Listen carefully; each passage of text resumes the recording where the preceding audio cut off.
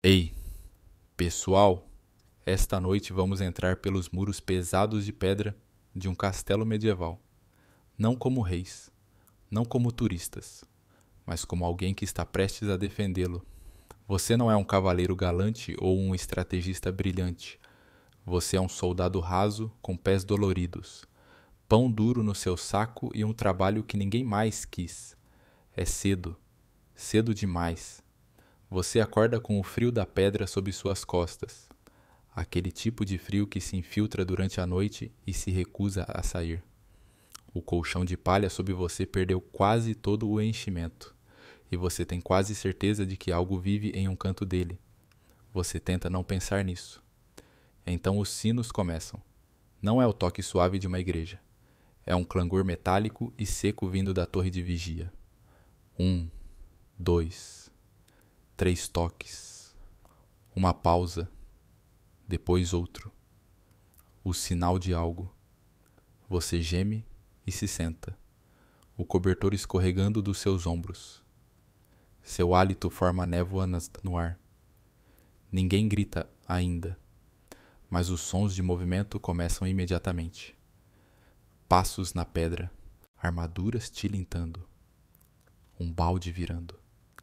Você ouve um grito da câmara ao lado. Levantem! Agora! Eles estão lá fora. Você não pergunta quem são eles. Você já sabe. Sua túnica está fria. Suas calças estão úmidas nos joelhos. Você veste seu equipamento no tato. Camisa de linho. Depois a túnica externa de lã grossa. Depois couro. O cinto fica torto. Mas você não conserta. O tempo agora é medido em metal tilintando e fivelas apertadas. Você pega seu elmo do gancho ao lado da porta. Está amassado. As iniciais de outra pessoa estão gravadas por dentro. Não importa. Agora é seu. Você desce correndo a escada em espiral. Uma dessas torres estreitas e íngremes que fazem seus joelhos doerem só de olhar. As paredes estão úmidas e seu ombro roça musgo enquanto desce. Você tenta se mover rápido, mas em silêncio. Lá fora, o pátio já está vivo. Galinhas batem asas. Cavalos bufam. Uma mulher puxa uma criança do caminho de 2 soldados que passam correndo. Uma panela com algo fumegante é derrubada e chia no chão. O ar cheira a fumaça. Sopa e pânico. Você chega ao portão bem a tempo de se juntar aos outros. O capitão, barbudo, marcado por cicatrizes. Nunca sorri. Faz um gesto para você subir no muro. Tá atrasado. Ele rosna. Cheguei cedo. Você diz. Ele não ri. Do alto do portão, você vê tudo. Lá embaixo, o fosso brilha à luz da manhã. Além dele, árvores, névoa, a leve sugestão de tendas inimigas como pequenos cogumelos de tecido pontilhando a borda do bosque. E além disso, movimento. Eles estão se alinhando, marchando, montando algo. Torres de cerco? Talvez. Difícil dizer na névoa, mas o padrão é familiar. Você já viu isso antes. Esperava não ver de novo. Seu estômago ronca. Você tira um pedaço de pão do seu saco e mastiga. Está duro. Esfarela fácil demais, mas ajuda. Atrás de você, um dos garotos mais jovens. Tome. Pergunta nervoso. Quanto tempo acha que temos? Você dá de ombros. Até o próximo sino, talvez. Ele engole em seco. Um pombo pousa na ameiba ao seu lado. Inclina-se a cabeça, parecendo completamente desinteressado pela situação. Você o inveja. Você lembra de algo que seu tio disse uma vez, muito antes de você chegar ao castelo. A pedra é um bom escudo, até não ser mais. Você não entendia na época. Agora entende, porque, embora os castelos pareçam invencíveis, você sabe que não são. Você conhece as rachaduras na argamassa, a forma como a torre nordeste se move ligeiramente após cada geada. O rangido no portão oeste que ninguém consertou. Você sabe do garoto da cozinha que às vezes esquece de trancar a adega. Sabe que até a pedra pode suar medo. Você aperta a correia do seu elmo. O portão é já um ponto de estrangulamento. Você está agora bem acima dele, espremido em um dos cantos apertados perto dos buracos de assassinato. Aqueles charmosos espaços no teto de pedra, onde, se as coisas ficarem feias, você vai despejar coisas sobre cabeças que não pertencem dentro dos seus muros. É um design esperto, brutal, mas esperto. O portão não é só a porta da frente. É uma armadilha, um gargalo, uma maneira educada de dizer, com arquitetura: bem-vindo, agora sofra, por favor. Há 3 camadas de defesa aqui. Primeiro, a ponte levadiça, uma extensão de madeira sobre o fosso, puxada para cima por correntes mais grossas que seu pulso. Agora, ela está levantada. Você ouve os contrapesos gemendo suavemente. Depois, o portão externo de madeira, reforçado, cravejado de espigões e levemente chamuscado do último ataque. E, finalmente, a grade de ferro. Uma pesada grade de metal que poderia esmagar um homem se fosse baixada rápido o suficiente. Você lembra de alguém dizendo que isso aconteceu uma vez com um mensageiro bêbado em tempos de paz? Eles o enterraram onde caiu, sem placa, da sua posição. Você vê a mecânica interna, as rodas, o guincho, as cordas, tudo é músculo e matemática. Se o inimigo chegar até aqui, será forçado a entrar em um corredor estreito, cercado por pedra e fúria.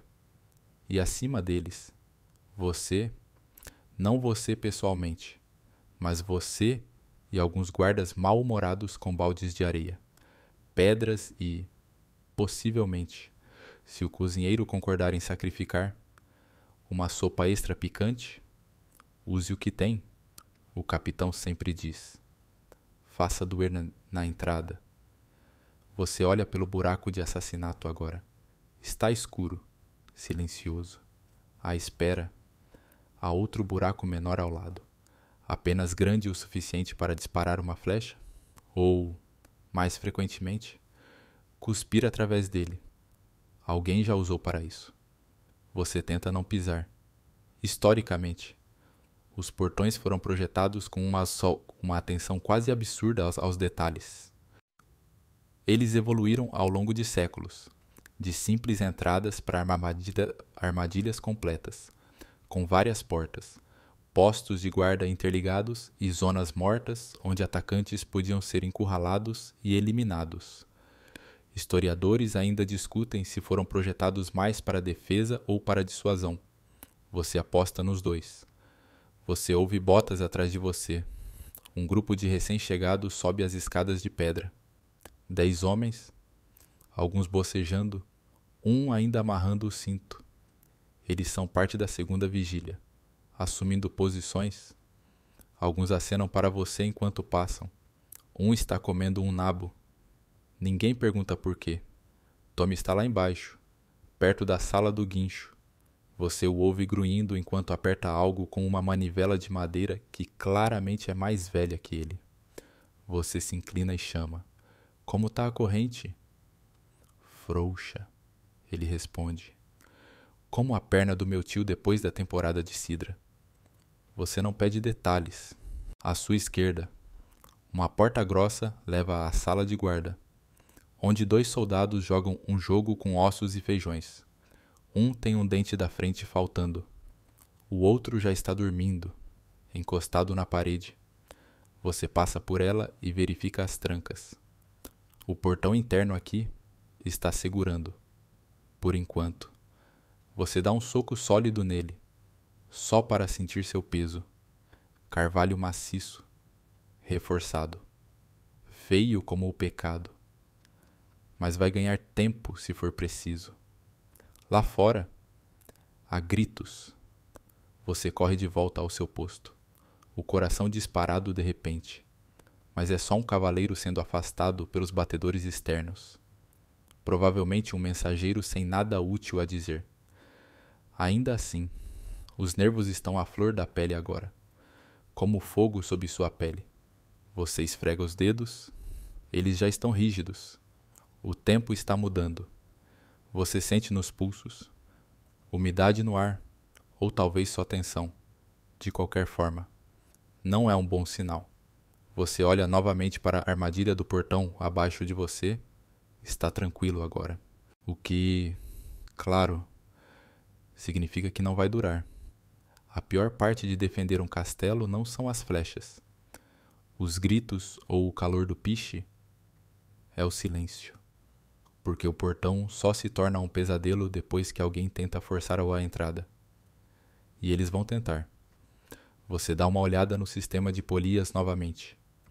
Uma corda desgastada. Só uma. Você faz uma nota mental para avisar o carpinteiro. Se ele ainda estiver sóbrio, outro soldado passa por você, coloca uma cesta de pedras ao seu lado e murmura. Eles estão se movendo. Quão perto? Você pergunta. Ele dá de ombros. Perto o suficiente. Você olha além da grade de ferro pelas fendas de flechas. Além do fosso. Formas se movem na névoa. Você as conta em silêncio. 3 grupos. Talvez mais. Você acha que vê algo com rodas, de madeira com uma cobertura? Torre de cerco? Ou apenas uma carroça? Não importa. Se tentarem o portão principal, vão se arrepender. Provavelmente, você espera que sim. Osats, você dá uma última olhada nos espigões de ferro enferrujados acima de você, nas cordas segurando a grade, no balde de pedras pequenas ao lado do seu pé. Você dá um tapinha na sua espada, como um padeiro supersticioso batendo na massa. Porque, se hoje der errado, esse portão será mais do que uma passagem. Será seu caixão. Os fossos não são apenas valas chiques. Eles fedem. Essa é a primeira coisa que você nota. Esqueça tudo o que leu nos contos de fadas. Isso não é um anel de água cristalina brilhando em torno de um castelo branco imaculado.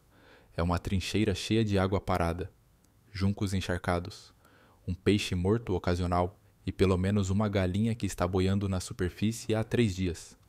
Ninguém a reivindicou. Você a batizou de Joff. Você está caminhando pelo perímetro externo agora, logo dentro da muralha interna, olhando por cima da borda lamacenta do fosso. Ainda é cedo no cerco. Os atacantes ainda não fizeram nenhum movimento real, mas você sente eles observando. Você observa de volta. O fosso curva ao redor da estrutura como uma ferradura gigante, largo, escuro e nada convidativo. É mais fundo em alguns lugares, mais raso em outros. Dizem que o lado oeste uma vez engoliu uma carroça de burro inteira. Falaram que ela gemeu por horas. Você não tem certeza se é verdade, mas o cheiro certamente persiste. Alguém tosse atrás de você. Martim. Um homem magro com uma cicatriz na bochecha e o hábito de mastigar casca de árvore como se fosse pão. Ainda tá molhado, ele diz.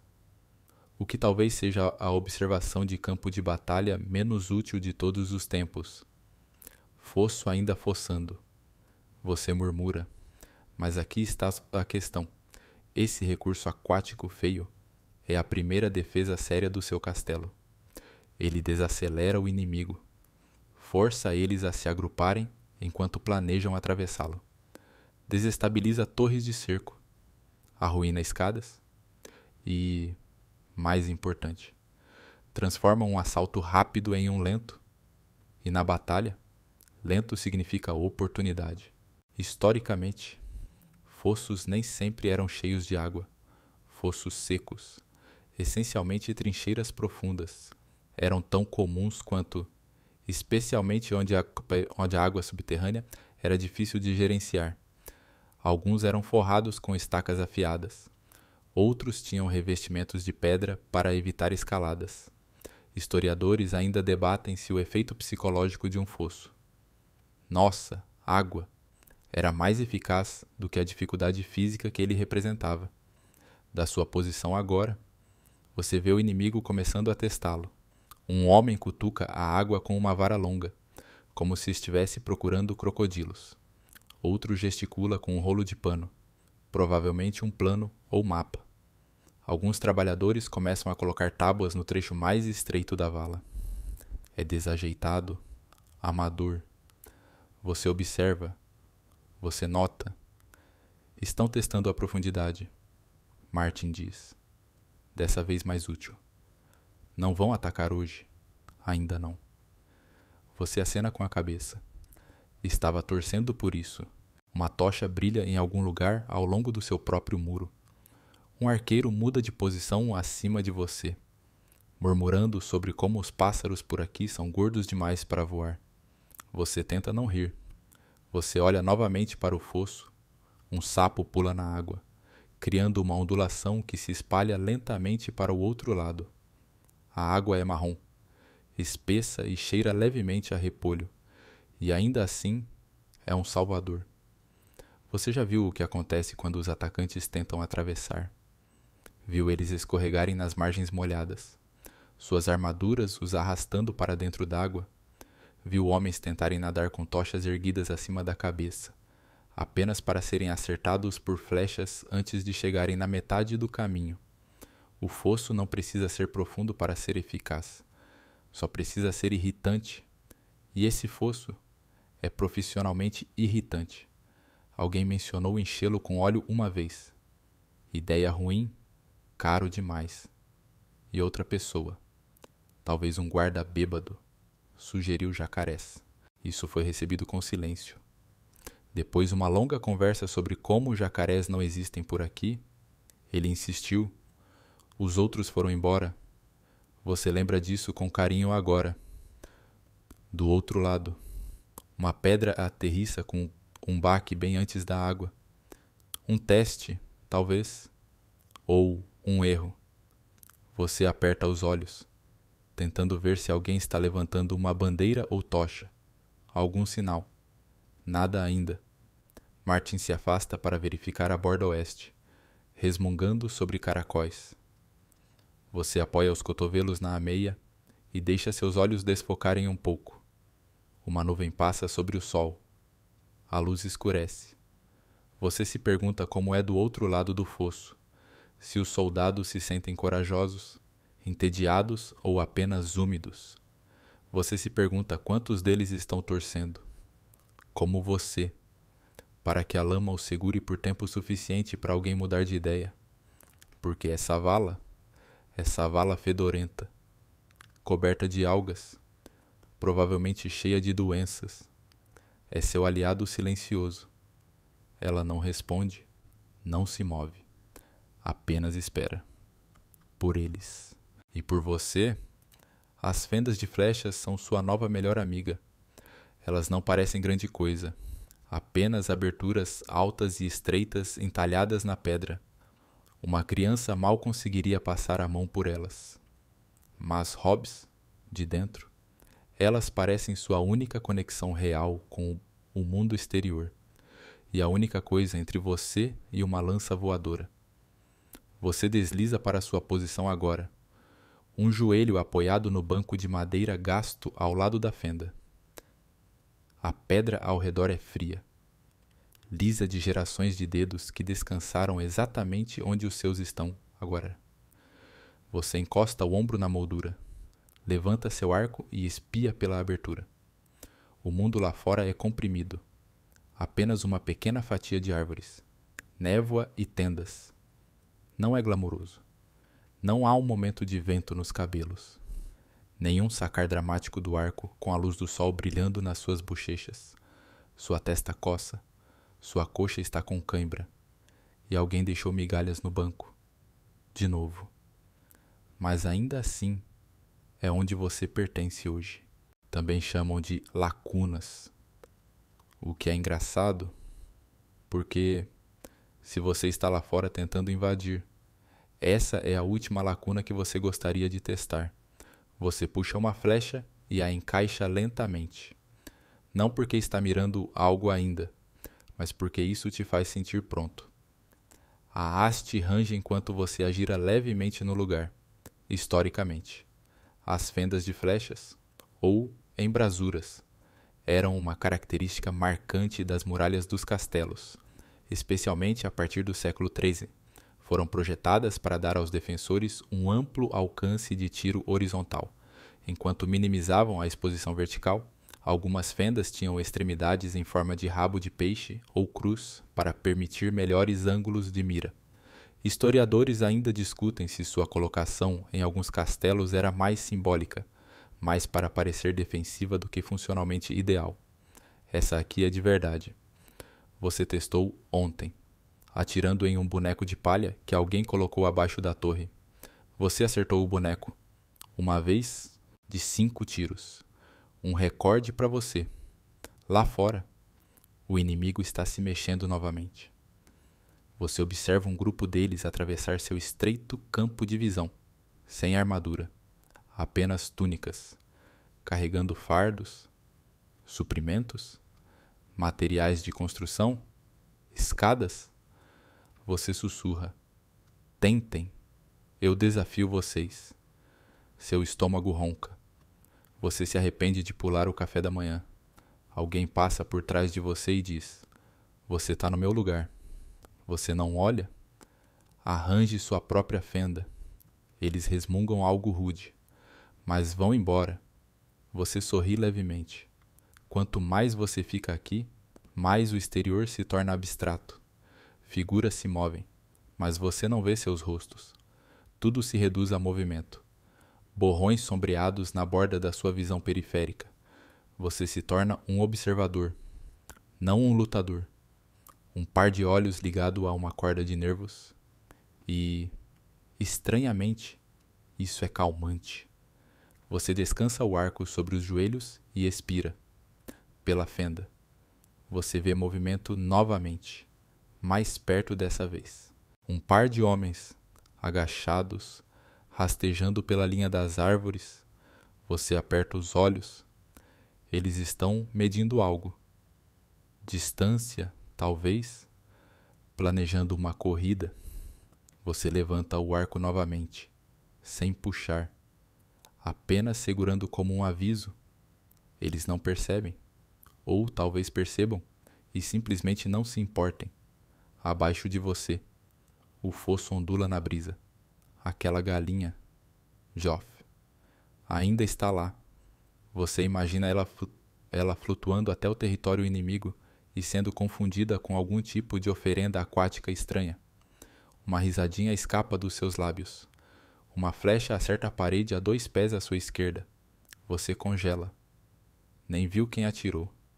Outra acerta mais alto, ricocheteando na pedra e caindo em algum lugar no corredor atrás de você. Você se abaixa instintivamente, mesmo estando bem protegido. Então, lentamente, muito lentamente, você se inclina novamente e espia pela fenda. Alguém está te observando do bosque. Não está perto, mas é intencional. Uma figura em armadura escura? Besta? Talvez. Você se abaixa novamente. Ei! Você grita escada abaixo. Temos olhos em cima de nós. Uma voz responde. Então mantenha eles ocupados. Você revira os olhos. Não ajuda. Você encaixa outra flecha e levanta o arco. Dessa vez, você mira com cuidado. Inspira. Segura. Expira. Então você não atira. A figura sumiu. Você abaixa a arma. Seus dedos doem. Você nem percebeu o quão forte estava segurando. Uma brisa entra pela fenda, fresca e úmida.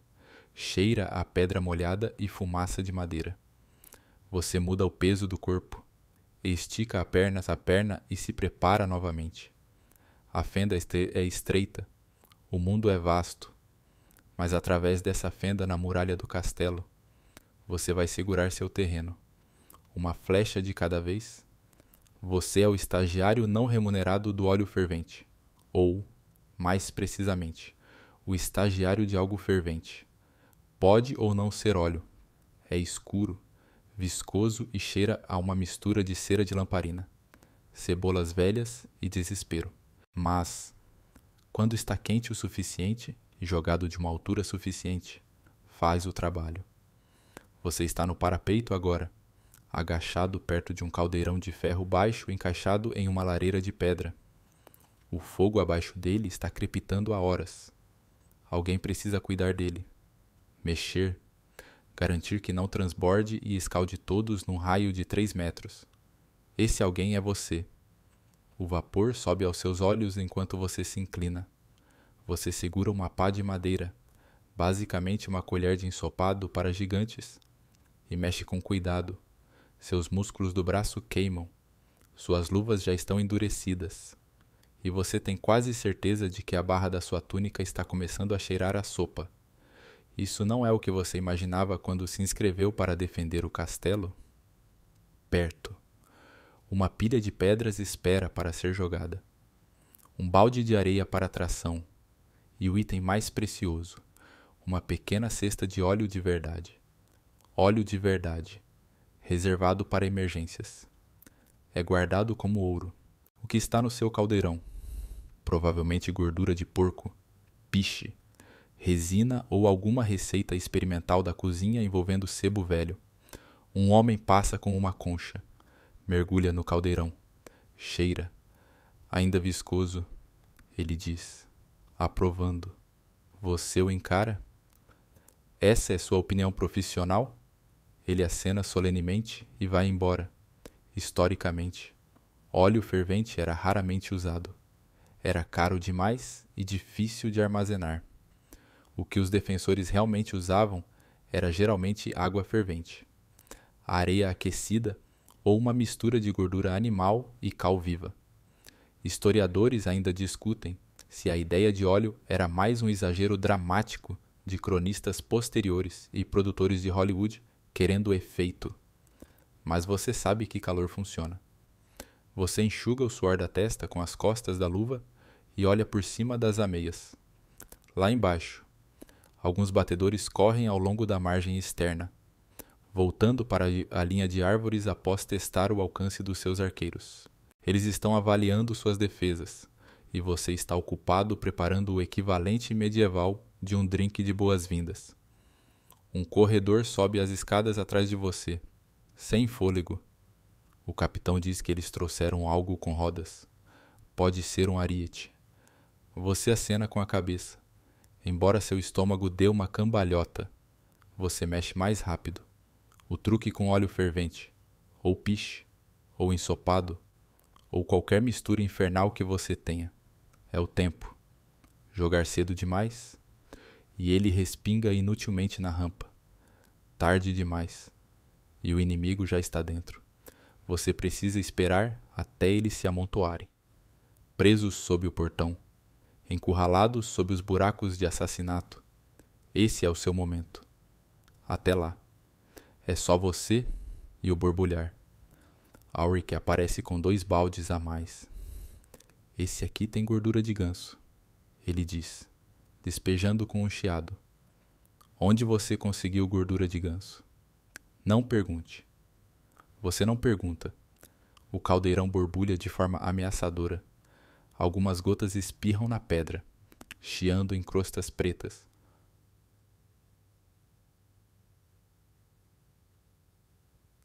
Você dá um passo cuidadoso para trás, só para sentir a borda do parapeito atrás de você. A queda é vertiginosa. Você dá um passo à frente novamente.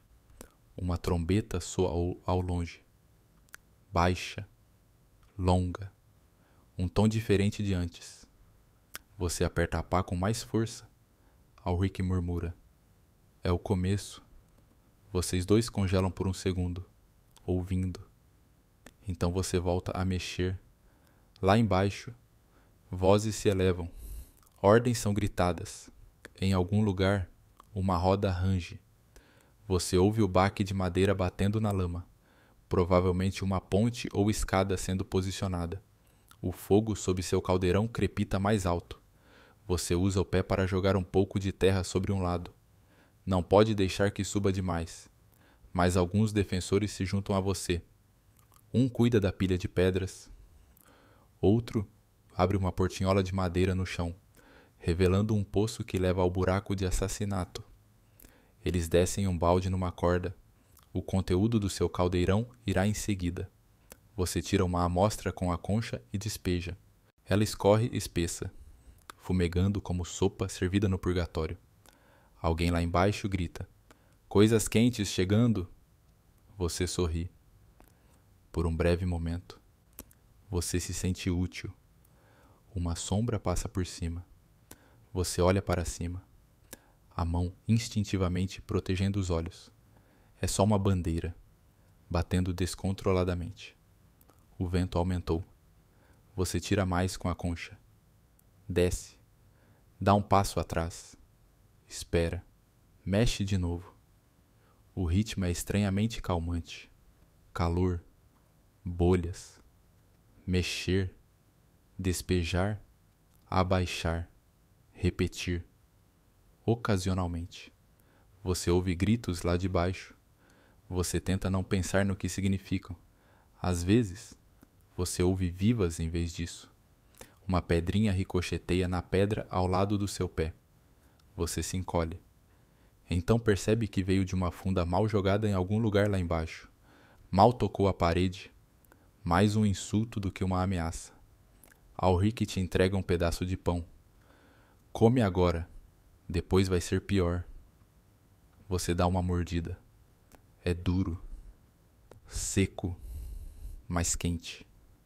Você toma um gole de um cantil com vinho aguado. Fumaça gruda na sua língua. Então, um estrondo. Um ariete atinge o portão. A madeira ressoa. Seu corpo inteiro se tensiona. Outra concha. Outro despejo.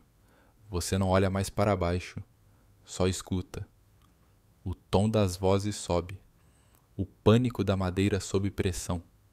A esperança de que esse caldeirão borbulhante realmente seja suficiente para parar uma guerra. Você mexe mais rápido. Porque, neste momento, você não é apenas um cozinheiro ou um soldado. Você é a última linha de defesa, armado com uma sopa que morde de volta. O caminho da muralha é um túnel de vento. Você finalmente foi rotacionado para cima, para o trecho mais alto da muralha externa, um corredor estreito e exposto que serpenteia ao longo da borda superior dos muros. Aqui, o vento nunca para. Ele te acerta no rosto. Puxa seu capuz. Assobia pelos seus ouvidos como se tivesse algo a dizer e nenhuma paciência para frases educadas. As pedras sob suas botas são lisas em alguns lugares e perigosamente escorregadias em outros. Um passo em falso e você vai deslizar para as ameias. Ou, se tiver muita má sorte, por cima delas. Você tenta não imaginar essa parte. Você caminha com cuidado, mão na parede interna, escudo pendurado nas costas. Lá embaixo, o pátio ferve com movimento. Corredores correm entre torres. Homens gritam sobre caldeirões. Alguém deixa cair um elmo e grita um pedido de desculpas muito sincero para ninguém em particular. Daqui de cima, tudo parece menor, mais organizado. Você sabe que não é, mas há conforto na ilusão. O vento muda e um novo cheiro te atinge. Fumaça, misturada com piche, grãos torrados e a tentativa mal sucedida de alguém com peixe salgado. Não é agradável, mas pelo menos é familiar. O capitão aparece ao seu lado, ofegante das escadas. Ele é mais velho que a maioria, mas seus olhos são claros e duros. Ele se apoia na ameia, espia por cima da muralha e cospe. Eles construíram um mantelete. Ele murmura. Você aperta os olhos na direção que ele aponta. De fato, uma fileira de escudos, amarrados juntos e montados em rodas, rasteja para frente perto da linha de árvores. Atrás, arqueiros se agacham, preparando-se para atirar. "Ar!" você diz, eloquentemente. O capitão grunhe. "Não fique só parado. Atire de volta." Historicamente, os caminhos de muralha, ou chemin de ronde, eram trilhas defensivas estreitas no topo dos muros, proporcionando movimento e visibilidade. Eles conectavam torres e permitiam que defensores lançassem projéteis ou se movessem rapidamente para pontos fracos. Historiadores ainda debatem se alguns castelos os tornavam desconfortavelmente estreitos de propósito para evitar infiltração inimiga, ou se simplesmente ficaram sem dinheiro. Você encaixa uma flecha e firma a mão. O vento tenta arrancá-la. Você mira, ajusta e atira. O tiro sobe desajeitadamente e desaparece atrás do mantelete. Um pouco alto. O capitão diz, como se você não tivesse notado. Você tenta de novo. Esse acerta um escudo de madeira, um som satisfatório. Então os arqueiros atiram de volta. Flechas ricocheteiam nas ameias. Uma atinge a pedra perto da sua bota e se parte. Você se abaixa reflexivamente. De mais longe no caminho da muralha, alguém grita, entrada! Um momento depois, um dardo de balista acerta pela muralha externa. Não a atravessa, mas o impacto faz as pedras sob seus pés trepidarem. O capitão dá de ombros. Já vi pior. Você se move mais ao longo da muralha, mantendo-se baixo, evitando vãos expostos. Você passa pela entrada de uma torre, onde 3 homens discutem se repolho cozido é sopa ou ensopado. Você não para opinar. Você passa por Tommy, protegendo os olhos enquanto espia por um luneta. Eles têm escadas agora, ele diz. Impassível. Você diz. Maravilha. E continua-se andando. O próximo trecho da muralha é mais estreito, e o vento parece mais alto aqui, canalizado por uma torre em ruínas como uma flauta gigante com péssimas maneiras. Sua capa bate nas suas pernas. Seus dentes começam a bater, não de medo, mas pelo frio da pedra sob suas palmas. Você se agacha em um ponto de observação e varre o horizonte. Eles estão ficando mais ousados. O mantelete se move novamente. Um segundo aparece. Mais figuras emergem do mato. Você avista uma torre de cerco em construção, meio coberta por lona, meio sustentada por esperança e cordas duvidosas. Alguém desliza ao seu lado. Uma mulher com cabelo trançado e um machado lascado amarrado nas costas. Boa vista? Ela pergunta. Ótima. Você diz. Se você gosta de ver o destino se desenrolar em tempo real? Ela ri. Já vi pior. Aparentemente. Esse é o lema de hoje.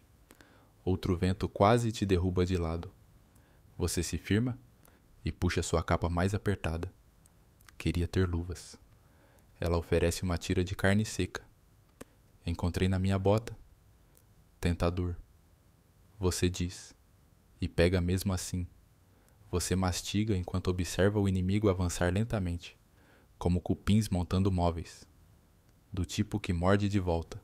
Você encaixa outra flecha, atira, erra. Então você ouve um rangido, não do seu arco. De baixo, uma das escadas está levantada. Você dá o alarme com um grito, e em segundos o caminho da muralha entra em erupção.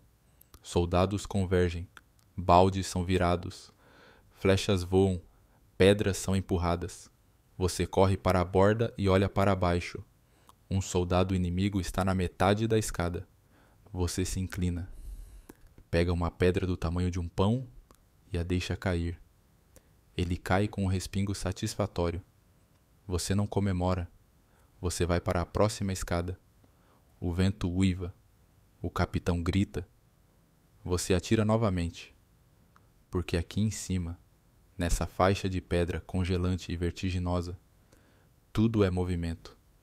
Um passo, uma flecha, uma pedra, de novo e de novo, até eles pararem de vir.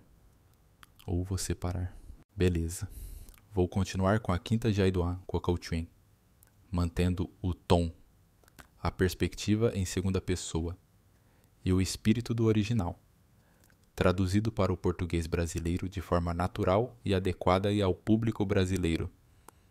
Esta é a Jaiduan Koikun, Wantain Tuan Bo Kauchuen. Aqui vamos nós. As máquinas de cerco começam seu coro sombrio. Começa com um som que você nunca ouviu exatamente antes.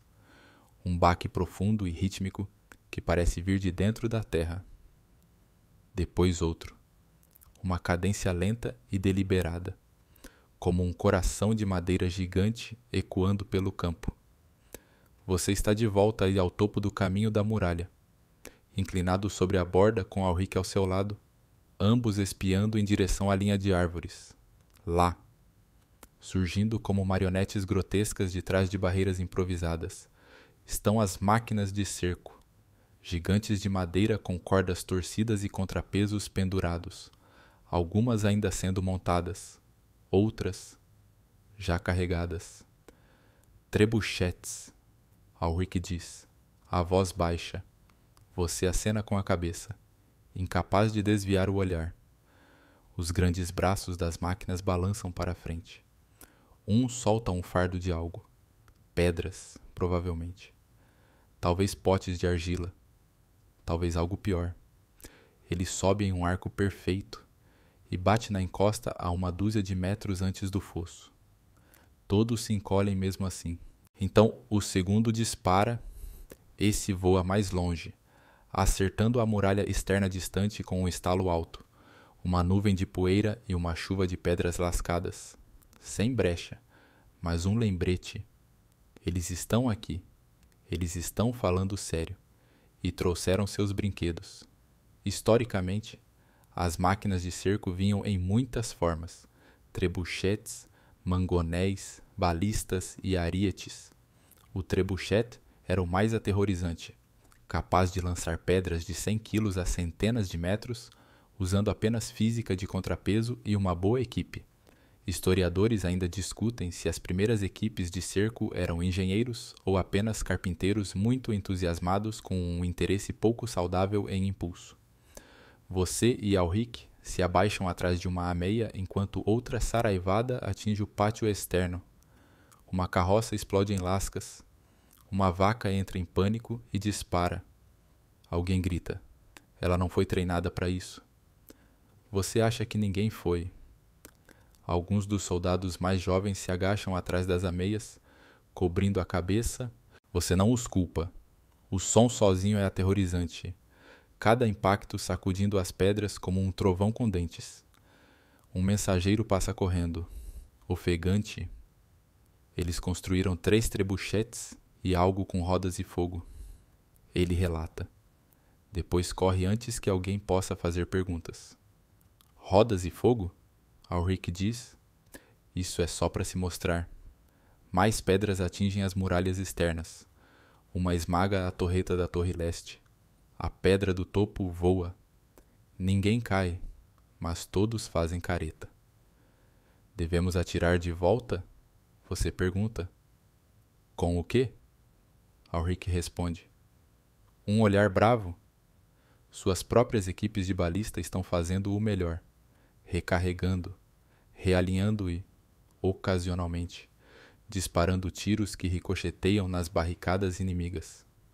Eles estão tentando, mas suas muralhas não foram projetadas para contra-ataques de cerco. Você espia por cima da borda novamente e avista algo novo. Uma torre de cerco, alta e desajeitada, rolando para frente em rodas de madeira maciças. Os atacantes se movem sob sua cobertura, tentando se aproximar. Ela cambaleia pelo terreno irregular como um moleiro bêbado sobre pernas de pau. Você grita para a equipe da muralha. Torre vindo. Um dos capitães acena e começa a dar ordens. Óleo, flechas, cordas para prender as rodas. Qualquer coisa. Você encaixa outra flecha e mira na fenda no meio da torre. Você erra. Não importa. É sobre manter a pressão. Você e Alric se movem como dupla agora. Deslizar, agachar, atirar, abaixar. É automático. Vocês trocam palavras entre as saraivadas como se fossem moedas. Esse é novo. ele diz, apontando para um mangonel ao fundo. Não vi antes. Acho que estão trocando turnos. Você responde. Mudança de turno das máquinas de cerco. Espero que tenham se sindicalizado. Outra rocha colide contra o telhado do portão. Você ouve um gemido da madeira. Só um gemido. Por enquanto, você se agacha e engole água do seu cantil. Tem gosto de estanho e ansiedade. Você enxuga a boca e se levanta novamente. Lá vem outra. Alguém grita. Você se prepara, corpo tenso. Bum! Uma pedra bate no chão bem fora do fosso, lançando lama e fragmentos. Uma equipe de escadas, tentando avançar, é pega no respingo. Eles se dispersam. Uma pequena vitória, mas vitória mesmo assim. Os trebuchetes recarregam. A torre de cerco avança. E o padrão continua. Baque, range, bate, abaixa, repete. O coro do cerco está a todo vapor agora. Uma música feia de cordas. Gritos e madeira estilhaçada. Sem melodia. Só ritmo. E através de tudo isso, você segura seu posto. Porque alguém tem que segurar. Porque essas muralhas, por mais rachadas e chamuscadas, ainda estão de pé. E você também. Os atacantes tentam o portão principal mesmo assim. Você ouve antes de ver. Botas no cascalho. Cânticos gritados numa língua que você não reconhece. O baque inconfundível de madeira de um ariete começando a balançar. É um golpe profundo e rítmico. Como alguém batendo educadamente na porta da morte. De novo e de novo. Você se inclina sobre o parapeito acima do portão e aperta os olhos através da fumaça e poeira. Eles trouxeram o ariete até o portão externo, protegido sob um toldo de madeira tosco forrado com peles molhadas. À prova de fogo. Esperto. O ariete em si é massivo, talhado de uma árvore derrubada. A frente embrulhada em ferro, como o focinho de uma fera muito agressiva. Ele balança para frente. Bate. Volta. Bate novamente. Você sente nos joelhos. Lá embaixo, os defensores correm.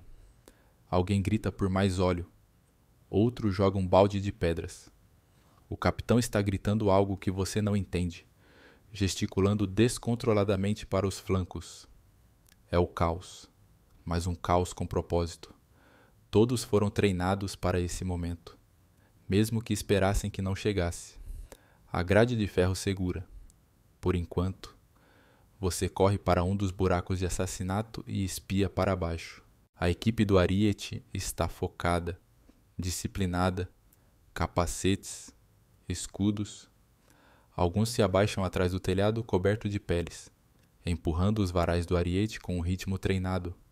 Você não consegue acertá-los facilmente, não sem algo mais pesado que uma flecha. Ainda assim, você tenta. Você atira uma vez. A flecha ricocheteia no escudo. Você atira de novo. Essa desaparece no toldo de peles com um baque suave. Talvez acerte alguém. Talvez não. Você ouve o ariete bater novamente. O portão externo treme, poeira saindo das dobradiças. Alric passa correndo atrás de você. Braços cheios de pequenos potes de barro. Granadas de piche. Ele grita. Você levanta uma sobrancelha. Temos isso? Agora temos. Ele já está acendendo um, segurando-o à distância como um malabarista muito confuso. Ele o joga por uma fenda estreita no parapeito. Você ouve o som do respingo. Depois um grito. Um dos homens do ariete cambaleia para fora, coberto de líquido preto pegajoso. Ele corre cegamente, bate numa parede e cai. Alric dá um soquinho no ar. Eu disse. Você recarrega. Os arqueiros à sua esquerda estão atirando ritmicamente agora. Emplumar, encaixar, puxar, soltar. Torna-se uma linguagem própria. Você entra no padrão. Lá embaixo, O ariete continua balançando. Está funcionando. Uma rachadura aparece na dobradiça superior do portão. Você olha ao redor. Mais defensores estão chegando ao portão, reforçando os lados. Baldes de óleo são passados de mão em mão. Pedras pesadas estão sendo roladas para a posição. Alguém, por razões desconhecidas, trouxe uma cadeira para jogar. Historicamente, o portão principal de um castelo era o ponto mais vulnerável, mas também o mais fortemente defendido. Arietes eram eficazes, mas só se a equipe sobrevivesse tempo suficiente para usá-los. Por isso, estavam sempre protegidos, cobertos e flanqueados por arqueiros. Historiadores ainda debatem se a maioria das brechas nos portões era bem sucedida por pura força ou simplesmente porque os defensores ficavam sem força de vontade. Outro impacto. Dessa vez, a rachadura se alarga.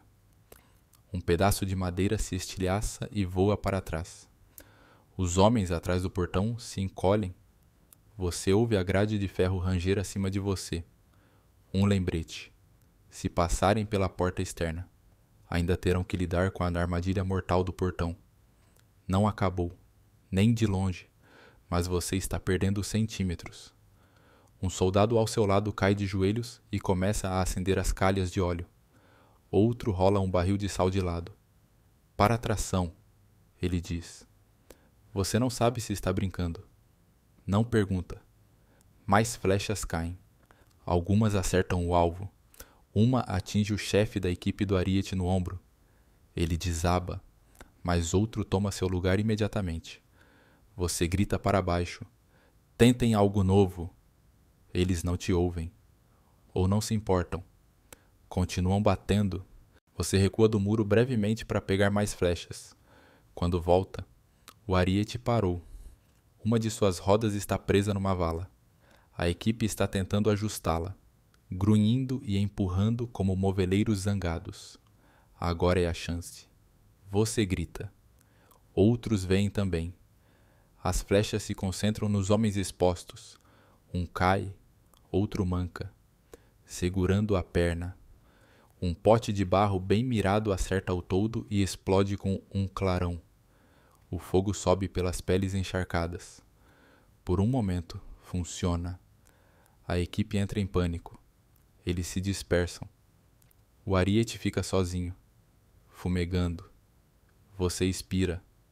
Mão ainda na corda do arco. Então, outro som. Eles estão trazendo uma segunda equipe. Claro que estão. Alric se inclina ao seu lado, sem fôlego. Ainda tem aqueles potes de piche? Não, você diz. Mas tem uma cadeira. Ele ri pelo nariz. E lá embaixo, o ritmo começa novamente. Bate, bate, bate. O portão geme. Você endireita os ombros. Levanta o arco novamente. Porque hoje o inimigo quer entrar e você é o motivo pelo qual eles não vão. Pedras, flechas e o cheiro de tensão. Você está de volta ao caminho da muralha. Porque, claro, está. Ninguém descansa desde que o ariete apareceu. E agora que as coisas estão esquentando. Literalmente. Com fogos de piche ainda ardendo lá embaixo, você faz parte da rotação de defesa à distância. E isso significa jogar pedras. Não é elegante, não é preciso, mas é profundamente satisfatório. Você está agachado ao lado de uma pilha baixa de pedras do tamanho da mão, a maioria lisa, algumas suspeitamente parecidas com nabos. Você não pergunta de onde vieram, só pega uma, inclina-se sobre a prameia e a deixa cair com toda a ameaça casual de alguém apagando uma vela. Tum!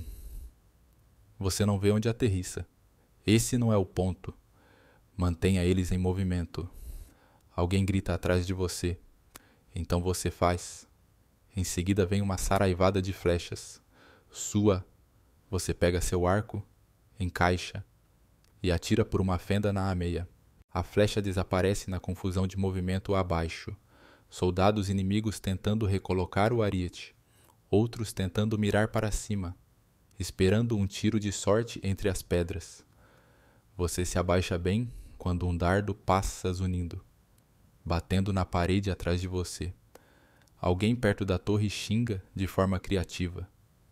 Eles estão focando nos arqueiros agora. Um homem grita. Você não precisa do anúncio. Já notou. Há um ritmo agora. Um ritmo horrível. Você joga uma pedra, agacha, encaixa uma flecha, atira, abaixa, repete. Tudo ao som de tapa, estalo, baque, gemido. O castelo está vivo com barulho e cheira tudo: fumaça, carne queimada, lã molhada, ferro velho, couro sujo, o cheiro muito particular do medo, que é algo como suor misturado com vinho azedo e desespero. Suas próprias axilas não estão ajudando. Outra pedra, outra flecha. Então alguém te entrega um pote. O que é isso? Tinta, ele diz. Você encara. Tinta? Pigmento vermelho fervendo. A cozinha tinha sobrando. Arde pra caramba. Você pisca. Acena com a cabeça e joga. Ele atinge o chão perto da cobertura inimiga com um respingo espetacular. E, de fato, alguns soldados recuam, esfregando os olhos. Alric espia por cima e murmura. Agora estamos armando até as artes e ofícios. Vale tudo. Ele agora tem uma cesta de pedras para a funda. Você nem sabia que ele tinha uma funda. Ele não tem. Só é muito bom em jogar coisas em direções vagamente úteis. Historicamente, defensores de castelos usavam o que tinham à mão: pedras, líquidos ferventes, dardos, fundas, bestas, até areia quente. Alguns castelos mantinham reservas de pequenos projéteis, chamados de pedras de munição, esculpidas especificamente para caber nas mãos dos defensores. Historiadores ainda debatem se certas guarnições passavam mais tempo preparando munição ou praticando insultos. Você olha para baixo novamente. Os atacantes estão se adaptando. Escudos erguidos acima da cabeça, corpos agrupados. Eles estão agora avançando no portão traseiro leste. Também uma distração, talvez, ou desespero. O comandante lá embaixo berra ordens. Você não entende as palavras, mas a urgência é inconfundível. Uma equipe com escudos de torre começa a avançar, um pé de cada vez. Eles são metódicos, treinados. Você pega uma pedra maior, Alric pega uma perna de banco. Vocês dois se inclinam e liberam suas cargas improvisadas. A perna de banco atinge um dos portadores de escudo, derrubando-o de lado. Ele grita. Seus companheiros se dispersam por um momento. Alric sorri. Esse foi bom. Então uma trombeta soa. Não é a sua. Uma nota longa e profunda. Você congela. Todos congelam. Até o inimigo pausa. Como se não tivesse certeza do que acabou de sinalizar. Então, movimento. Uma nova onda de atacantes. Armadura nova. Rostos novos. Confiança nova. Eles avançam de trás da crista, sem sutileza. São barulhentos, rápidos, balançando mangueiras como se tivessem algo a provar. Lá vamos nós! Alguém murmura. Você deixa cair outra pedra. Ela atinge o ombro de alguém. Ele não cai, mas sente. Você espera. Uma flecha acerta a meia ao lado da sua cabeça. Você se encolhe. Então atira de volta sem olhar. O ritmo acelera. Tudo está mais alto, mais rápido, mais caótico. Você fica sem pedras. Te entregam telhas quebradas em vez disso. Alguém oferece um saco de cebolas vencidas. Você joga 3 sem hesitar. O cheiro sozinho deveria contar como guerra química. A segunda onda empurra com mais força. Gritos ecoam. Eles estão na muralha. Escadas no lado oeste. Recuem a linha. Você olha para trás. Mais defensores correndo para reforçar as torres. A linha está enfraquecendo, mas segurando mal. Alric toca seu ombro. Estamos rotacionando para baixo. A equipe do pátio é a próxima. Você acena, se levanta, estica as pernas. Seus joelhos estalam como tábuas velhas. Você olha por cima da borda uma última vez. As pedras acabaram. O piche acabou. Mas o inimigo ainda está aqui, ainda escalando, ainda balançando, ainda tentando abrir caminho através de pedra e força de vontade. Você enxuga o suor da testa e segue para as escadas. Hora de encontrá-los lá embaixo, com menos altura, mas com a mesma determinação. Os sapadores tornam seu porão pessoal. Você sente primeiro nos pés. Não é exatamente um som, é uma sensação, uma vibração leve, como alguém arrastando uma caixa pesada no porão sob suas botas. Só que não há porão sob essa parte da muralha, só pedra sólida e terra compactada. Ou, pelo menos, deveria haver. Você para, muda o peso. Lá está de novo. Alric nota também. Ele te olha, sobrancelha erguida. Me diz que é trovão. Você balança a cabeça. Muito constante. Ele faz uma careta. Que maravilha! Vocês dois se viram para o capitão mais próximo, que está andando perto da torre interna. Temos um tremor. Você diz. Ele nem pisca. Verifiquem os porões. Porque, claro, vocês verificam. Vocês dois descem para as entranhas do castelo, passando pelas cozinhas, pelos armários, até os espaços de armazenamento baixos e úmidos onde as batatas são guardadas e os ratos parecem estranhamente despreocupados com as pessoas. Você passa por um monge rezando ao lado de um barril de vinho. Não pergunta por quê. Eventualmente, você chega ao ponto mais baixo, um corredor apertado com tetos arqueados. Luz fraca de tochas e paredes que sugam umidade o ano todo. É aí que você ouve claramente. Um toque. Pausa. Raspar. Depois de novo. Toque. Raspar. Alric xinga baixinho. Eles estão cavando. Historicamente, minar, ou mais precisamente, sapar, era uma tática comum de cerco. Atacantes cavavam túneis sob uma muralha do castelo, sustentando-os com vigas de madeira. Depois, incendiavam as vigas, colapsando o túnel e, idealmente, a muralha acima. Castelos às vezes cavavam contra túneis para interceptar ou colapsar as escavações inimigas.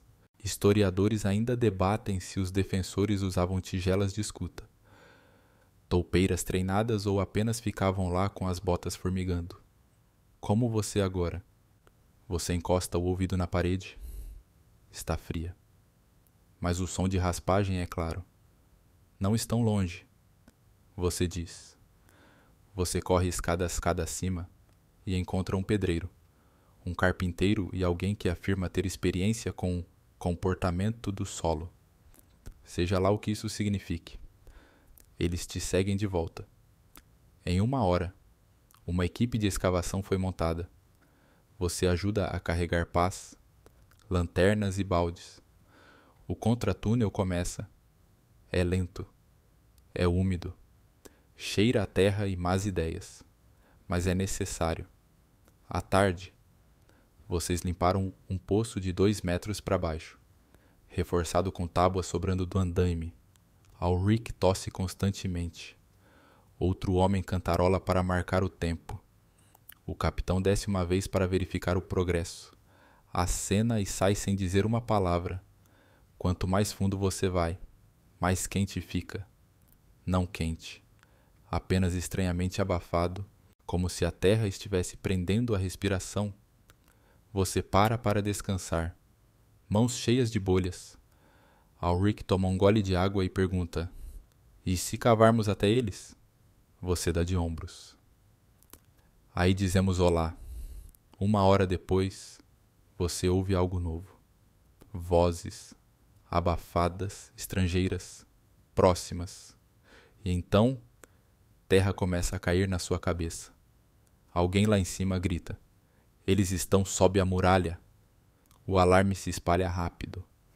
Você corre para fora do túnel, pernas doendo. A palavra passa pelas ameias. Sapadores. Verifiquem as fundações. Eles estão tentando derrubar o portão. Em minutos, os defensores estão reforçando as muralhas internas com todas as tábuas, vigas e barris disponíveis. Alguém até rola os bancos da capela. Você se encontra de volta no porão com uma brigada de baldes, carregando terra para preencher pontos fracos, suspeitos. Tem poeira no seu nariz, suor nos seus olhos, e alguém continua espirrando a cada poucos segundos. Você não sabe se é nervosismo ou mofo. Então, um novo som, um estalo baixo e profundo. Você congela, todos congelam. Você olha para a parede, uma rachadura fina se forma na argamassa, sem colapso. Ainda não, mas está perto. Alric aparece ao seu lado, segurando o que parece ser um galinheiro. "Para que isso?" você pergunta. Ele dá de ombros. "Pode ajudar?" Você não questiona. Acima de você, pedras estão sendo escoradas com traves. Um ferreiro solda suportes metálicos improvisados no pátio e grita: "Tá segurando, por enquanto." Um novo plano se forma. Inundar os túneis. Você ajuda a arrastar barris de água para as escadas superiores, despejando-os na abertura o mais rápido possível. Parte da água desce, parte volta. Você fica encharcado, mas a lama engrossa, e a raspagem abaixo desacelera. Eventualmente, para.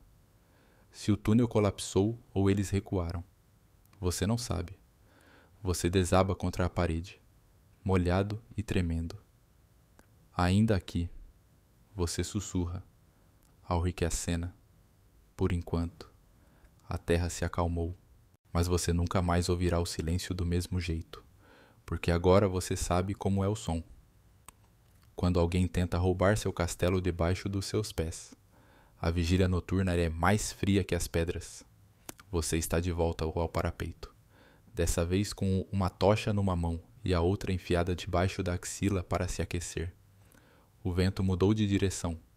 Não uiva mais. Suspira. Exalações longas e lentas, como se tentasse colocar o castelo para dormir. Mas você não pode dormir.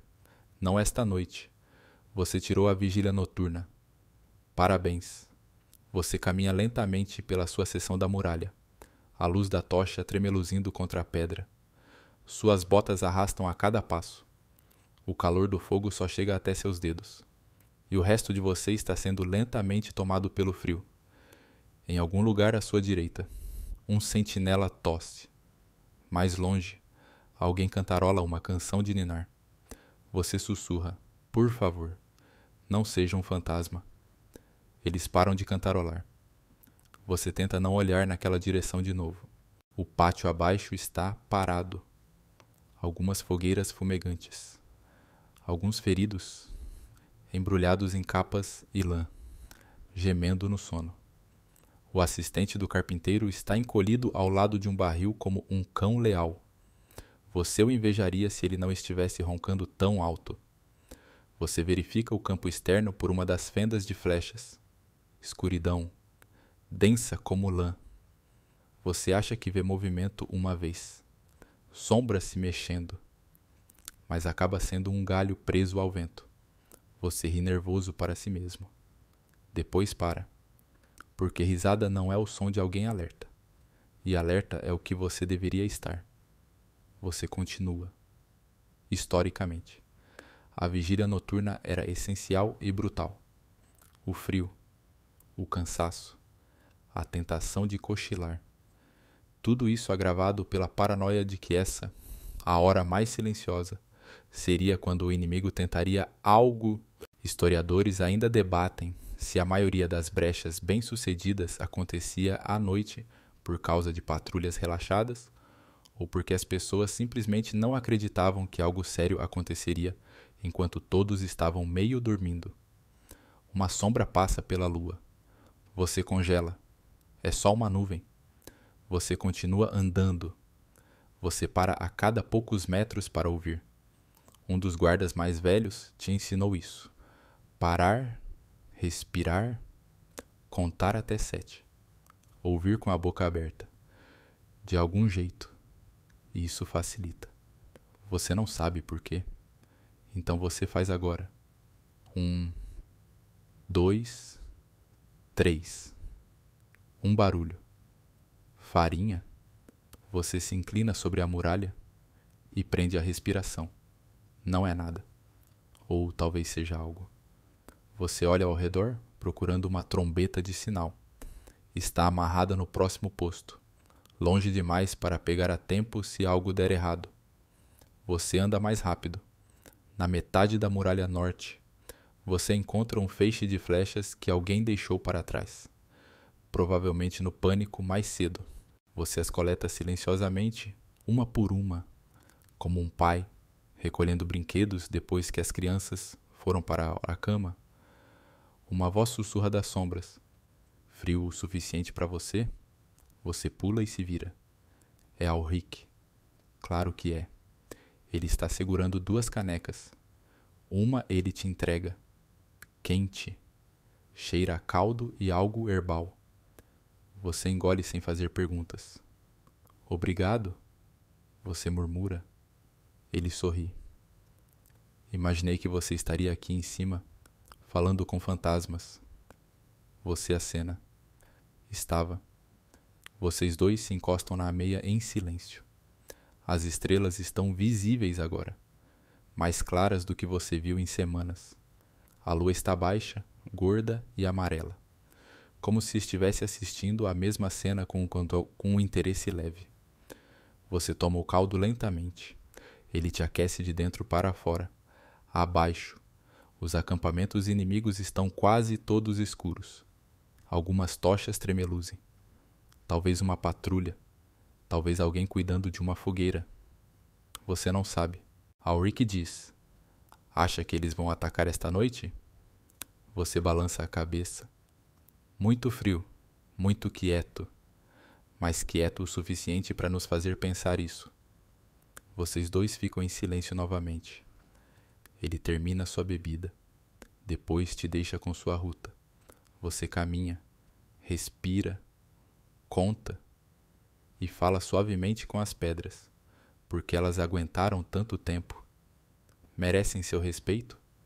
Quando o céu começa a clarear, suas mãos estão dormentes, suas pernas doem e suas pálpebras parecem mergulhadas em cera. Mas as estrelas estão sumindo, o frio está diminuindo e o castelo ainda está aqui. Você também. A capela cheira a cera de abelha e medo.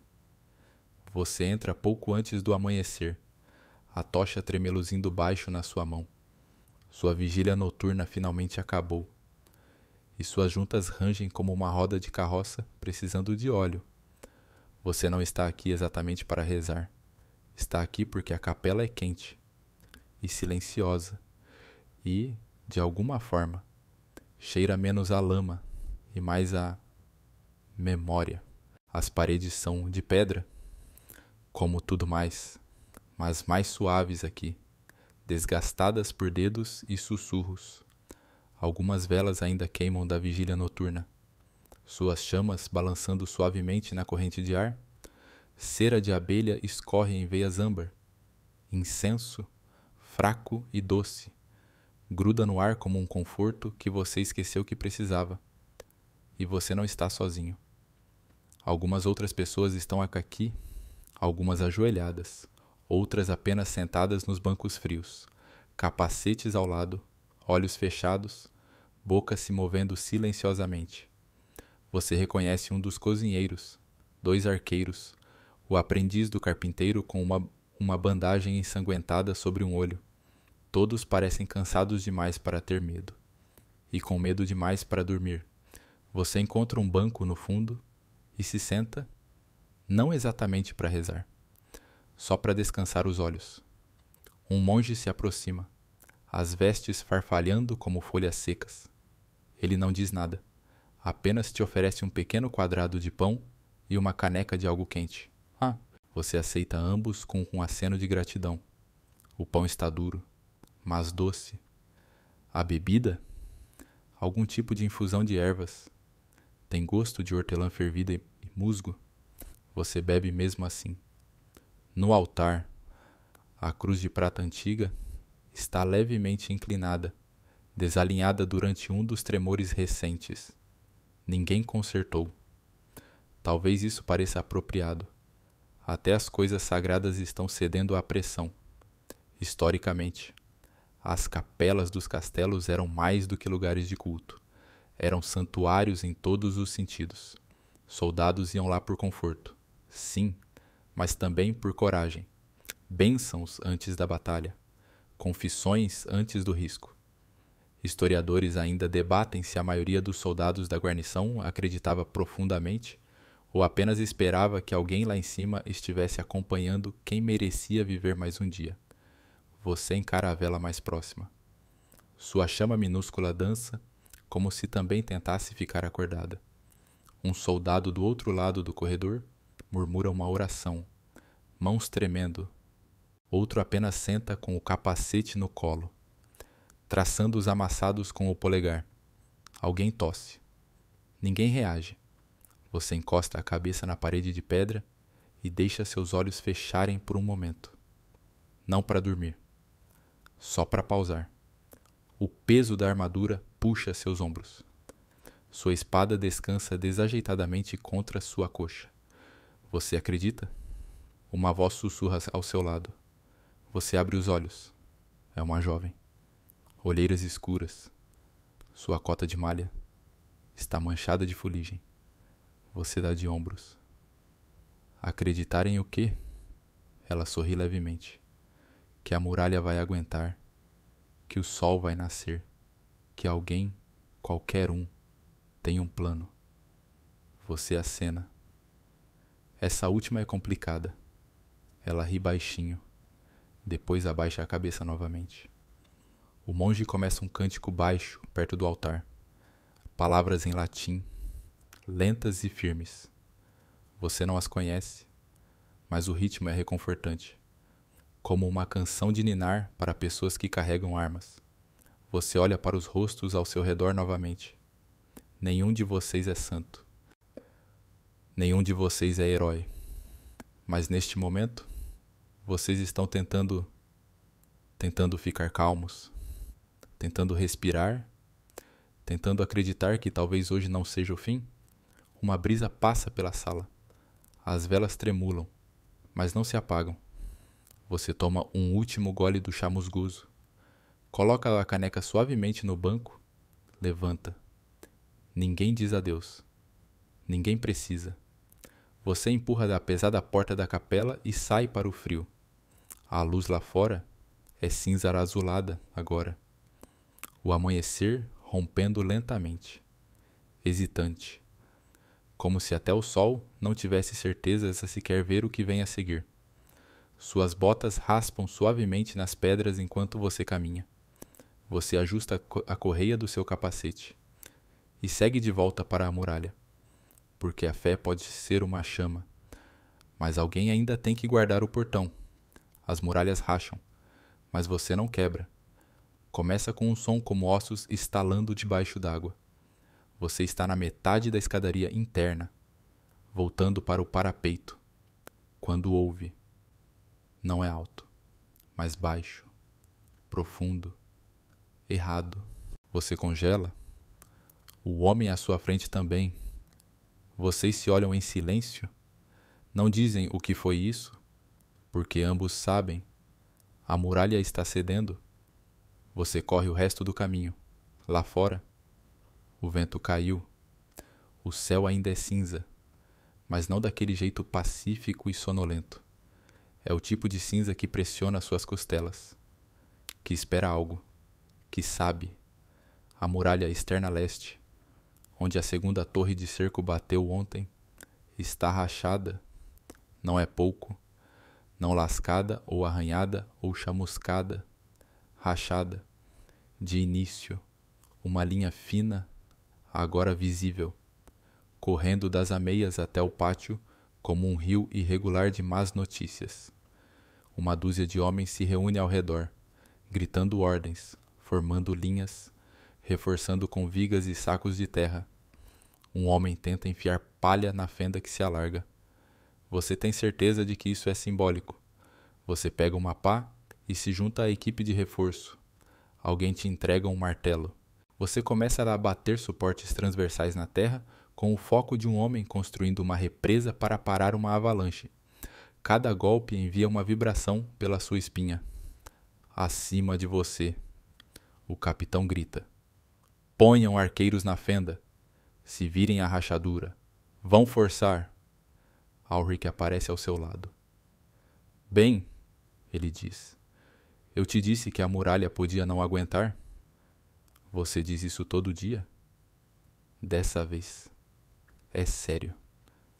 Historicamente, brechas nas muralhas durante cercos eram raras, mas decisivas. A maioria dos castelos era projetada para aguentar tempo suficiente para reforços ou negociações de rendição. Mas se uma muralha rachasse, especialmente perto de um portão ou torre, podia virar um colapso. Historiadores ainda debatem se a maioria das brechas acontecia por sapação, uso excessivo de máquinas de cerco ou pura má sorte. Hoje, parece ser os três. O tremor vem novamente. Poeira cai do teto. A rachadura se alarga. Alguém grita. A torre externa está cedendo. Você larga suas ferramentas e corre pelas escadas internas. No topo, arqueiros correm para se posicionar ao longo do que resta da muralha leste. A vista é feia. Atacantes avançando, vendo sua hesitação, pressionando mais. Você encaixa uma flecha, atira, erra, atira de novo, acerta, talvez. Então, bum! Uma seção da muralha cede para dentro. Não é um colapso total, mas o suficiente para te derrubar. Você bate na pedra, cotovelo primeiro, dentes chacoalhando. Quando olha para cima, a muralha leste não é mais uma muralha, é uma porta. Eles estão entrando. Você ouve a voz do capitão. Recuem para o pátio. Formem uma nova linha. O chamado ecoa pelas torres, pelas muralhas, pelo pátio interno. Você não hesita. Você corre. Desce a espiral, atravessa as pedras, passa pela capela com suas velas tremeluzindo, até o espaço aberto do pátio central, onde homens já estão arrastando carroças e barris para formar uma barreira improvisada. Não é perfeito, não é bonito, mas é uma linha. Você toma seu lugar perto do centro. Alric aterrissa ao seu lado um momento depois, respirando pesado, cabelo coberto de poeira. Ele levanta a espada, ainda afiada. Você acena. Ainda feia. Ele sorri. A brecha é visível agora. Um buraco escancarado na muralha leste, emoldurado por pedras estilhaçadas e luz de fogo tremeluzindo.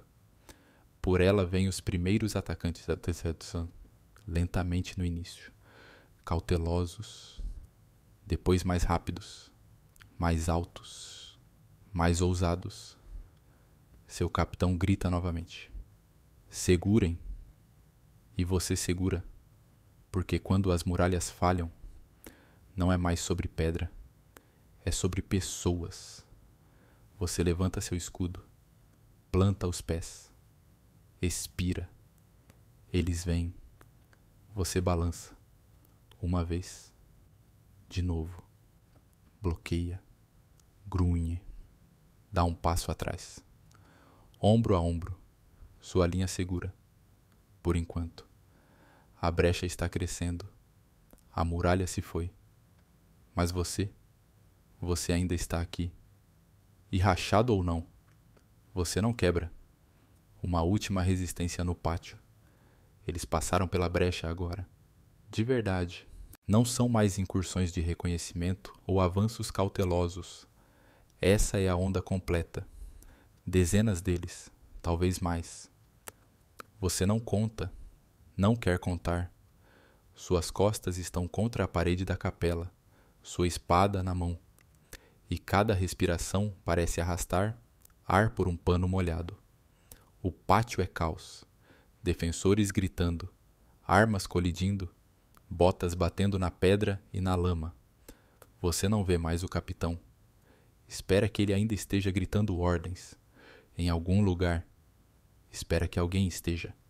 Mas agora, você está focado no homem à sua frente. Ele tem um capacete amassado, um machado enferrujado e a expressão de alguém que não está mais interessado em apresentações. Você bloqueia seu golpe. Mal? O impacto sacode seu braço até a espinha. Você avança. Ele recua. Alguém colide no seu ombro e vocês dois giram desajeitadamente como parceiros na pior valsa do mundo. Isso não é mais uma batalha. É uma briga. As carroças e barris arrastados para formar a barreira interna já estão se estilhaçando. Alguém ateou fogo em um. Talvez de propósito. Talvez por frustração. Ainda está fumegando, lançando tudo numa névoa de pesadelo tremeluzente. Você se abaixa instintivamente enquanto um machado passa zunindo sobre sua cabeça. Então, Alric está ao seu lado novamente, sorrindo como um lunático. Ele está sangrando de um corte raso na testa. Sentiu minha falta? Você me deixou na brecha. Tive que fazer xixi? Você ri? De verdade? O que é insano? Então você se vira para seu oponente, que sabiamente recuou, e encara o próximo. Você não está sozinho. O ferreiro está balançando um martelo do tamanho de uma cabra pequena. O cozinheiro está brandindo uma concha e gritando sobre aves mal cozidas. Até o garoto do estábulo está na briga, golpeando com um forcado, olhos arregalados, mas firme no chão. A linha é fina, tortuosa, feia, mas está segurando, por enquanto, historicamente. O pátio sempre foi a zona de recuo, o último reduto de um castelo. Uma vez que as defesas externas caíam, os defensores se reagrupavam dentro e se preparavam para um combate brutal, corpo a corpo. Historiadores ainda debatem se o design dos pátios internos era estratégico ou apenas tradicional. Mas a maioria concorda. Se a luta chegava a esse ponto, era pessoal. Você sente isso agora. Pessoal. Isso não é mais sobre terras ou bandeiras ou qualquer queixa que tenha iniciado esse cerco. Isso é sobre suas botas na sua lama. Você avança. Bate com o escudo. Balança. Erra. Balança de novo.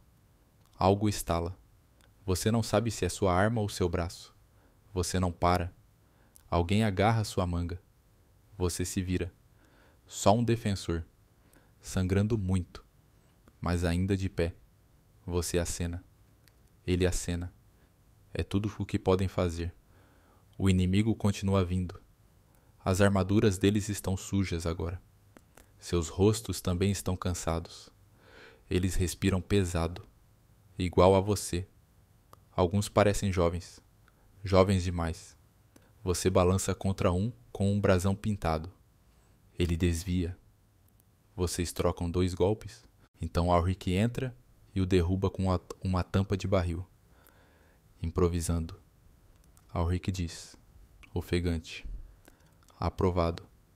Você responde. Mais fogo agora. Os estábulos pegaram. Chamas saltam, iluminando o pátio num laranja infernal. Fumaça arde seus olhos. Você aperta os olhos. Tosse. Continua se movendo. Sua espada está mais pesada do que há 10 minutos. talvez 1 hora. O tempo ficou escorregadio. Você tropeça, alguém te segura, te estabiliza. Você golpeia para frente reflexivamente, acerta algo sólido. O inimigo cai. Você não se lembra de mirar. Uma trombeta soa de algum lugar, alta e clara. Ambos os lados hesitam por um momento. Só um momento. Então mais gritos, mais choques. A pausa se rompe. Mas algo está mudando. Você pisca, esfrega a manga no rosto, espia pela fumaça em direção à brecha. O inimigo está desacelerando, não parando, mas o ritmo deles está irregular agora. A formação está quebrada. Alguns estão recuando. Alguns parecem incertos. Então alguém grita. Eles estão recuando. Você não acredita no início. Então você vê 1, 2, 5, virando, correndo de volta pelo buraco que fizeram. Alguém joga um escudo no chão por frustração. Outro acena uma tocha, sinalizando. Recuo? Você quase ri. Quer rir. Mas principalmente, você apenas cai de joelhos. Alric cai ao seu lado, deitado de costas. Acho que eles terminaram. Você acena. Ainda não consegue falar. O pátio está coberto de destroços.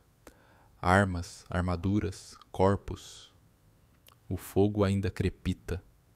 As muralhas ainda gemem. Mas o espaço que estava cheio de barulho há apenas momentos está lentamente ficando parado. Parado.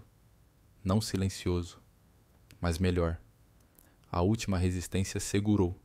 De algum jeito, você planta sua espada no chão e se apoia nela. Fumaça sobe ao seu redor como névoa. Você está exausto, mas você ainda está aqui. De algum jeito. A bandeira ainda está de pé. Você está de volta à muralha agora. Não para lutar, mas para olhar. A brecha está silenciosa. O pátio, ainda fumegante, está cheio dos sons dos vivos. Tosses, passos, vozes baixas, o tilintar de ferramentas. Não espadas dessa vez. Martelos e pregos. Eles já estão remendando o que podem. O inimigo se foi, sem chamado de trombeta, sem negociação, sem bandeira de rendição. Apenas foram. Um recuo silencioso. Talvez envergonhado. Talvez se reagrupando. Talvez os dois. Você se encosta numa ameia rachada, mãos raladas e enfaixadas, e expira tão lentamente que quase esquece como respirar de novo. Você não está mais usando seu capacete. Ele está em algum lugar perto da capela, provavelmente cheio de água da chuva. Você está cansado demais para se importar. Ao seu lado, Alric está sentado de pernas cruzadas, mastigando um pedaço de queijo duro com a intensidade de um estudioso. Seus olhos estão vermelhos, seu rosto está imundo. Você nunca viu alguém parecer tão contente. Ainda é nosso, ele diz, acenando para o forte interno. Você segue seu olhar. A bandeira está lá, ainda erguida.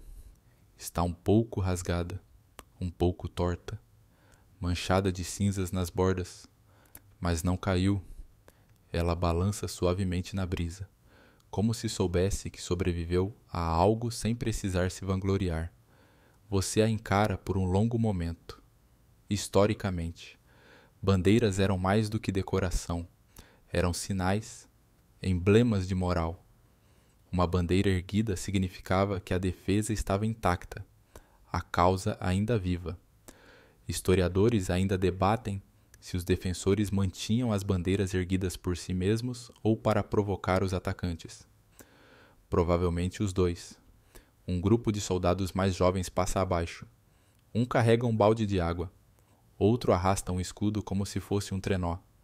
Um cantarola uma melodia que você não consegue identificar. O ferreiro já está consertando dobradiças no portão. O cozinheiro está gritando sobre cebolas estragadas. Alguém está reconstruindo o galinheiro. Geoff, a galinha do fosso, aparentemente sobreviveu e está desfilando orgulhosamente pelas poças, como se tivesse defendido a muralha leste pessoalmente. Você quase ri, você sorri. Um padre passa, murmurando agradecimentos sob a respiração. Não para você, apenas, em geral, você estica as pernas e faz uma careta. Seu corpo inteiro parece um hematoma em forma de pessoa, mas você está de pé, está respirando. Você olha por cima do parapeito novamente, para os campos além do fosso. Fumaça sobe de onde as torres de cerco deles costumavam estar. Alguns dos feridos deles estão mancando para longe, cabeças baixas. Eles não olham para trás. Você se pergunta qual será a versão deles dessa história. Acha que eles voltam? Você pergunta. Alric dá de ombros. Talvez. Você acena. Estaremos prontos. Ou pelo menos teimosos. No fundo, é a mesma coisa. Você observa o céu clarear. Não é mais manhã. Apenas uma névoa dourada e lenta subindo pelas muralhas, aquecendo as cinzas e a pedra. Você deixa ela repousar no seu rosto. Sua espada descansa no seu colo. Suas botas estão cheias de lama. Seu nariz coça. E a bandeira, lá em cima no forte, ainda pegando o vento, ainda dizendo a verdade. Você conseguiu. O castelo resistiu. Não por causa das muralhas. Não por causa do fosso. Nem mesmo por causa do piche e das pedras e das cebolas flamejantes. Mas porque você resistiu. Porque todos vocês, sujos, cansados, aterrorizados, se levantaram quando importava. A próxima luta pode vir. A próxima brecha. O próximo barulho na escuridão. Mas por agora, este castelo respira. E a bandeira ainda voa. E agora, é hora de deixar ir. Você caminhou cada centímetro das ameias. Sentiu cada passo nos seus ossos. Ouviu os tambores, os clangores, o arrastar de metal na pedra. Viu a fumaça subir pela capela e sentiu o ardor frio do piche no vento. Mas também viu o sol nascer sobre muralhas rachadas. Ouviu risadas no silêncio após a batalha. Viu uma galinha reclamar seu reino de poças com orgulho descarado. Então agora, você pode descansar. Deixe as fogueiras arderem baixo na lareira. Deixe os martelos se tornarem batidas suaves ao longe. Deixe as vozes no pátio suavizarem em murmúrios, como histórias contadas tarde demais para ficarem altas. Você não está mais segurando uma espada. Não está mais agarrando a muralha. Você está apenas aqui, respirando mais devagar, ombros mais leves, pés quentes sob um cobertor. Você fez o suficiente. Você foi o suficiente. A batalha está atrás de você agora. Deixe a brisa pelas fendas de flechas ser apenas vento. Deixe o som de cascos permanecer distante. Deixe seu coração acalmar. Mais devagar agora, mais suave. Você está seguro, atrás das muralhas. A bandeira ainda está voando. E você ainda está aqui. Então feche os olhos. Deixe a pedra se tornar macia sob você. Deixe o sono subir como névoa dos campos e flutue no silêncio, sabendo que você já segurou seu terreno.